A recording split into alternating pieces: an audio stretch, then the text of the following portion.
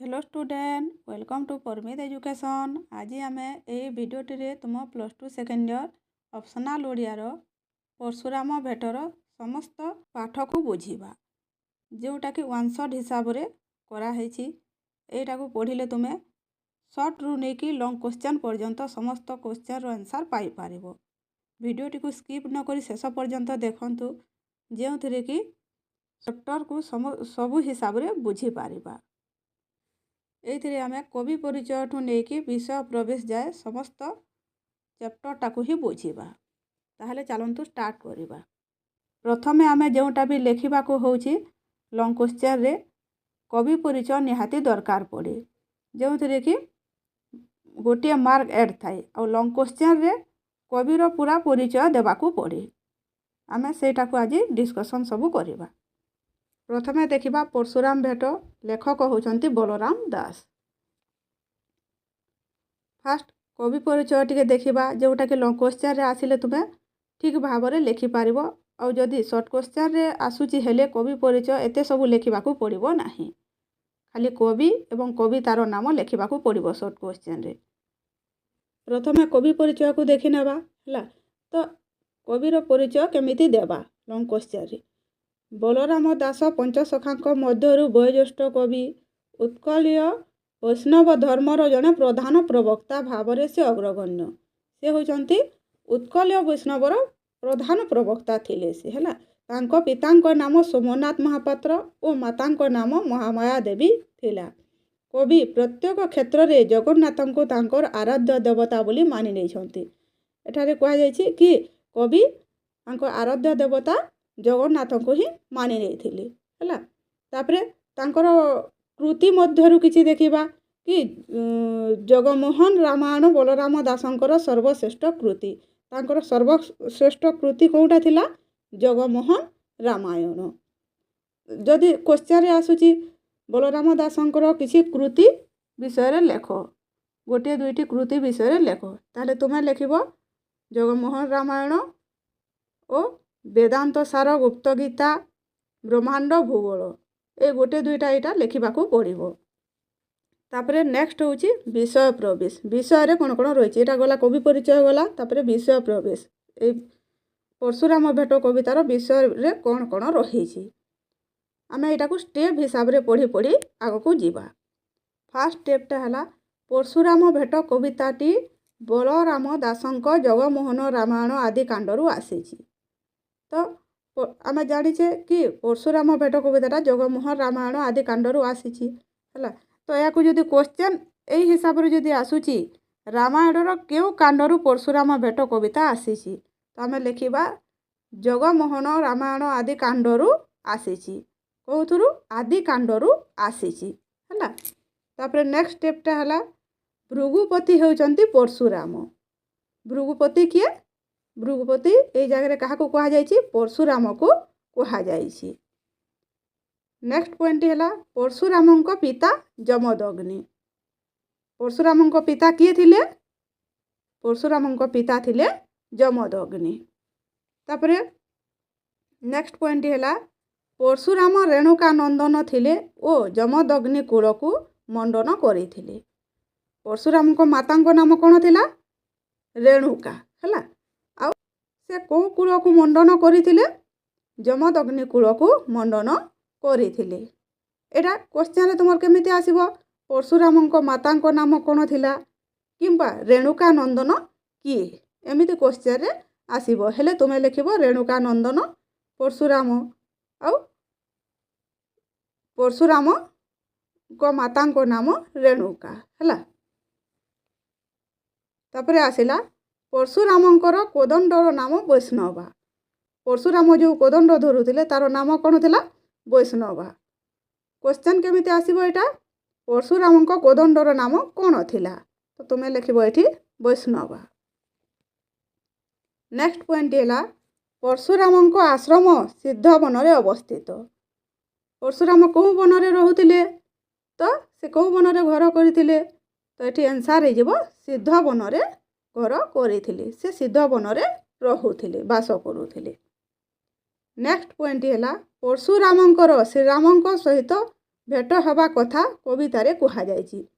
ଏଇଟା ଗୋଟେ main point, Parashuram ଭେଟ, ଯେଉଁଟାକି କବିତାରେ କ'ଣ କୁହାଯାଇଛି କି ପରଶୁରାମ କାହା ସହିତ ଭେଟ ହେଇଥିଲେ।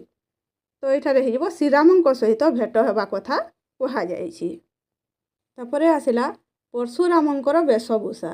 ଏଇଟା ହେଉଛି ଚ୍ୟାପ୍ଟରର ମେନ୍ ପଏଣ୍ଟ, ଯେଉଁଟାକି କିଛି ନା କିଛି କ୍ୱେଶ୍ଚନରେ ଏଇଟା ଆସେ ହେଲା।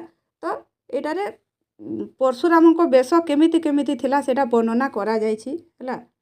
ତ ଏଥିରେ କ୍ୱେଶ୍ଚନ୍ ଆସିବ ପରଶୁରାମ କେଉଁ ବସ୍ତ୍ର ପିନ୍ଧୁଥିଲେ, ପରଶୁରାମଙ୍କ ଜଟା କେଉଁ ବର୍ଣ୍ଣର ଥିଲା, ଏମିତି କ୍ୱେଶ୍ଚନ୍ ଆସିବ। ତ ଏଇଟାକୁ କେମିତି ଲେଖିବାକୁ ହେବ ସେଇ ହିସାବରେ ଆମେ ଟିକେ ଠିକ୍ ସେ ଏଇଟା ଜାଣିନେବା, ତାଙ୍କ ବେଶଭୂଷା ପୁରା ଭାବରେ ଜାଣିନେବା କେମିତି କ'ଣ ସେ ଥିଲେ। ଶିରରେ ନାଗବନ୍ଧ, ଶିରର ଅର୍ଥ ହେଉଛି ମୁଣ୍ଡ, ସେ ନାଗବନ୍ଧ ପିନ୍ଧୁଥିଲେ। ପିଙ୍ଗଳ ବର୍ଣ୍ଣର ଜଟା, କର୍ଣ୍ଣରେ କୁଣ୍ଡଳ, କୋଟିରେ କାଛଟା, କଣ୍ଠରେ ତୁଳସୀ ଓ ରୁଦ୍ରାକ୍ଷର ମାଳ। କଣ୍ଠ ମାନେ ହେଉଛି ଗଳାରେ। ବକ୍ଷରେ ପୂର୍ଣ୍ଣମୀ ଚନ୍ଦ୍ରର ମାଳ, ବକ୍ଷରେ ସେ କ'ଣ ପିନ୍ଧୁଥିଲେ, ପୂର୍ଣ୍ଣମୀ ଚନ୍ଦ୍ରର ମାଳ। ବକ୍ଷର ଅର୍ଥ ହେଉଛି ଛାତି। କୋଟିରେ କୃଷ୍ଣାଜିନ ଛାଲ ପିନ୍ଧିଥିଲେ, ସେ କୋଟି ମାନେ ହେଉଛି ଅଣ୍ଟା, ଅଣ୍ଟାରେ କ'ଣ ପିନ୍ଧୁଥିଲେ, କୃଷ୍ଣାଜିନ ଛାଲ ପିନ୍ଧୁଥିଲେ ଓ କଷା ବସ୍ତ୍ର ପରିଧାନ କରିଥିଲେ।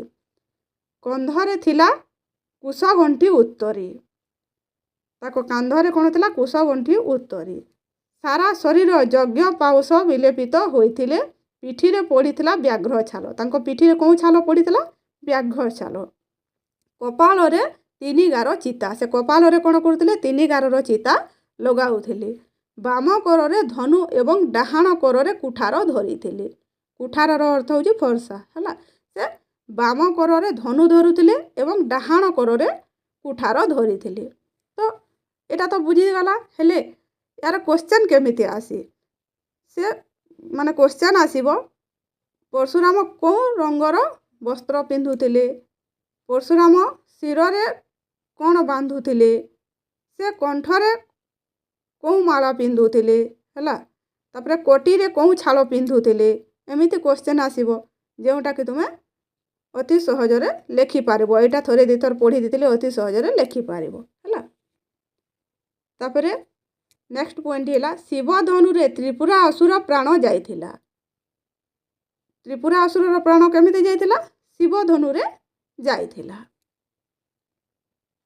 ନେକ୍ସଟ ପଏଣ୍ଟ ହେଲା ପରଶୁରାମ କ୍ଷତ୍ରିୟ ଐରୀ ଥିଲେ। ପରଶୁରାମ କ୍ଷତ୍ରିୟକୁ ନାଶ କରିଥିଲେ ହେଲା। ତ କ୍ଷତ୍ରିୟ ଦେଖିଲେ ସେ ରାଗରେ ଜର୍ଜରିତ ହେଉଥିଲେ, ସେ କ୍ଷତ୍ରିୟମାନଙ୍କର ଐରୀ ଥିଲେ। ନେକ୍ସଟ ପଏଣ୍ଟ ହେଉଛି ବୀରତୁର ଶବ୍ଦ ଶୁଣି ପରଶୁରାମଙ୍କର ଧ୍ୟାନ ଭାଙ୍ଗିଲା। ଯେତେବେଳେ ବୀରତୁରୀ ଶବ୍ଦ ଶୁଭିଛି ପରଶୁରାମଙ୍କ କର୍ଣ୍ଣକୁ, ସେ ତାଙ୍କର ଧ୍ୟାନରେ ବସିଥିଲେ, ସେହି ସମୟରେ ତାଙ୍କ ଧ୍ୟାନ ଭଗ୍ନ ହୋଇଯାଇଛି ହେଲା। ତ ସେଇଟା କେଉଁ ଶବ୍ଦ ଥିଲା, କେଉଁ ଶବ୍ଦ ଶୁଣି ପରଶୁରାମଙ୍କ ଧ୍ୟାନ ଭାଙ୍ଗିଥିଲା, ଉତ୍ତର ହୋଇଯିବ ବୀରତୁର ଶବ୍ଦ। ନେକ୍ସଟ ପଏଣ୍ଟ ହେଲା ପରଶୁରାମଙ୍କ କୋଠାରକୁ କବି କାଳଦଣ୍ଡ ପ୍ରାୟ ତୁଳନା କରିଛନ୍ତି। ପରଶୁରାମ ଯେଉଁ କୋଠାର ଧରୁଥିଲେ ସେଇଟା କାଳଦଣ୍ଡ ସଦୃଶ ଥିଲା। ତାକୁ କବି କାହା ସହିତ ତୁଳନା କରିଛନ୍ତି, ପରଶୁରାମଙ୍କ କୋଠାରକୁ କବି କାହା ସହିତ ତୁଳନା କରିଛନ୍ତି, ଉତ୍ତର ହୋଇଯିବ କାଳଦଣ୍ଡ ପ୍ରାୟ। ନେକ୍ସଟ ପଏଣ୍ଟ ହେଲା ସୀତାଙ୍କ ସ୍ୱୟଂବରରେ ରାମଚନ୍ଦ୍ର ଶିବଧନୁ ଭଗ୍ନ କରିଥିଲେ। ସୀତାଙ୍କର ଯେଉଁ ସ୍ୱୟଂବର ହେଉଥିଲା ସେଠି କେଉଁ ଧନୁ ଥିଲା କି ଶିବଧନୁ ଥିଲା, ସେଟା କିଏ ଭଙ୍ଗ କରିଥିଲେ, ରାମଚନ୍ଦ୍ର ଭଙ୍ଗ କରିଥିଲେ। ତ ସେଇ ଧନୁ ଥିଲା ଶିବଧନୁ। କ୍ୱେଶ୍ଚନ୍ କେମିତି ଆସେ, ସୀତାଙ୍କ ସ୍ୱୟଂବରରେ କେଉଁ ଧନୁ ଭଗ୍ନ କରିଥିଲେ, ରାମଚନ୍ଦ୍ର କେଉଁ ଧନୁ ଭଗ୍ନ କରିଥିଲେ, ତ ଆନ୍ସର୍ ହେଇଯିବ ଶିବଧନୁ। ନେକ୍ସଟ ପଏଣ୍ଟ ହେଲା ରାଜା ଦଶରଥଙ୍କର କୁଳଗୁରୁ ବଶିଷ୍ଠ। ରାଜା ଯେଉଁ ଦଶରଥ ରାଜା ଯେଉଁ ଥିଲେ ତାଙ୍କର କୁଳଗୁରୁ କିଏ ଥିଲେ, ବଶିଷ୍ଠ ଥିଲେ। ନେକ୍ସଟ ପଏଣ୍ଟ ହେଲା ଇନ୍ଦ୍ରଦେବ ଶିବଧନୁ ଧରିବାକୁ ଅକ୍ଷମ ହୋଇଥିଲେ। ଏଠି କ୍ୱେଶ୍ଚନ୍ କେମିତି ଆସିବ, କିଏ ଶିବଧନୁକୁ ଧରିବାକୁ ଅକ୍ଷମ ହୋଇଥିଲେ, ତ ଏଠି ହେଇଯିବ ଇନ୍ଦ୍ରଦେବ ଶିବଧନୁକୁ ଧରିବାକୁ ଅକ୍ଷମ ହୋଇଥିଲେ। ନେକ୍ସଟ ପଏଣ୍ଟ ହେଲା ପରଶୁରାମ ରାମଚନ୍ଦ୍ରଙ୍କୁ ଦିବ୍ୟ ଶିବଧନୁ କଥା କହିଛନ୍ତି। ତ ଏଠି କ୍ୱେଶ୍ଚନ୍ କେମିତି ଆସେ, ପରଶୁରାମ ରାମଚନ୍ଦ୍ରଙ୍କୁ କେଉଁ କଥା କହିଛନ୍ତି, तो ये आंसर हो दिव्य शिव धनु कथा कही। तापर आसला रामचंद्र परशुराम ठारू कोदंड दक्षिण हस्तरे नहीं।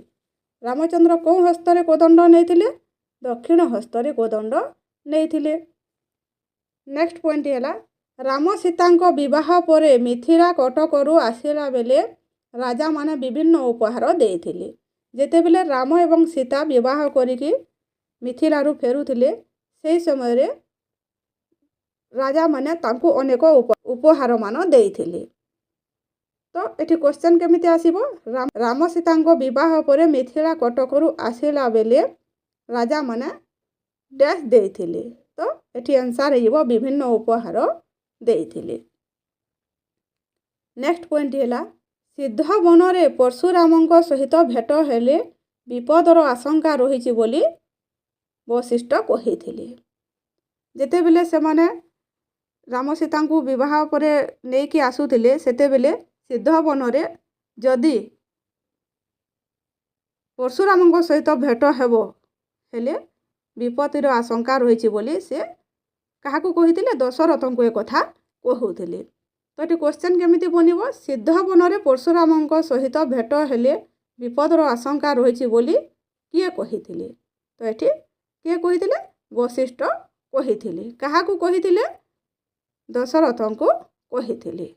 नेक्स्ट पॉइंट है परशुराम आगमन कथा शुणी राजा दशरथ भयभीत होते। ये कहुई कि परशुराम जिते बेले आसवा कथा दशरथ शुणी से जानी कि परशुराम एते भयंकर बोली। तो से एते रागी एते भयंकर बोली से जानी पारी से भयभीत हो जाइए है। तो ये क्वेश्चन केमिति आसीबो परशुराम आगमन कथा शुणी किए भयभीत होइथिले। तो ये आंसर है राजा दशरथ भयभीत होइथिले। नेक्स्ट पॉइंट है परशुराम ध्यान मुद्रारे बसीथिले एवं वीरत्वर वाद्य शुणी क्रोधित हेले। जेते बेले राम सीता विवाह करिकी प्रत्यावर्तन करुथिले सेते बेले वीरतुरी वाद्य शब्द शुभुथिला। तो परशुराम सेतेले ध्यान रे बसीथिले हेले से वीरत्वर वाद्य शुणी से कौन हो गले रागरे जर्जरित हो जाइए। तो ये क्वेश्चन केमिति आसीबो परशुराम ध्यान मुद्रारे बसीथिले एवं कौन शुणी क्रोधित होइथिले। आंसर हो ये वीरत्वर वाद्य शुणी से क्रोधित होइथिले। तापरे आसिला राजा दशरथ मनरे आशंका। जेते बेले राजा प्रत्यावर्तन करुथिले मिथिला कटकरू से अनेक प्रकार विपरीत कथा मान देखी से है। तो राजा दशरथ मिथिलारू पुत्र और पुत्रवधू सहित अयोध्या फेरुथिले बाटरे सिद्ध बनरे रात्रि यापन करथिले। तत्परदिन निशी प्रभातरू अयोध्या अभिमुखे यात्रा कला पूर्वर दशरथ बहु विपरीत कथा मान देखिथिले। प्रथमे पर्वतरे वज्रपात हैला, शागुणा पक्षी रड़िले, काक माने मनीष देहरे बसिले, सुगाल राब देला, दिवसरे तारा माने देखा देली, बतास बहिला। एसबू देखि राजा दशरथंकर मनरे विपद पड़िबो बोली आशंका कले।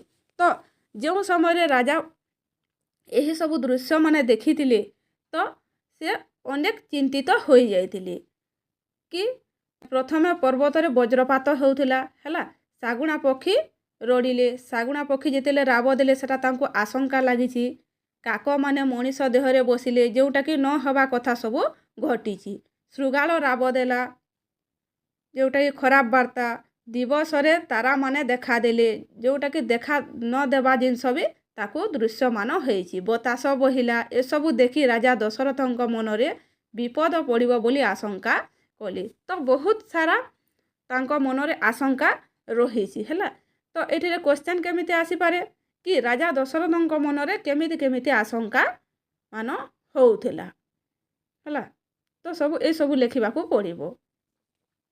तापरे शेष पॉइंट है राजा दशरथ परशुराम को गुहारी। तो परशुराम को केमिति राजा दशरथ गुहारी सबू करिसंती, पुत्र एवं पुत्रवधू को बंचैबा पई से प्रयास करिसंती एवं से परशुराम को काकुति मिनती करी कहिसंती है। परशुराम थिले क्षत्रिय कुल नाशकारी, से कुठार रे पृथ्वीरू କ୍ଷତ୍ରିୟ କୁଳ ନାଶ କରିଥିଲେ କେବଳ ଦଶରଥ ବର୍ତ୍ତି ଯାଇଥିଲେ।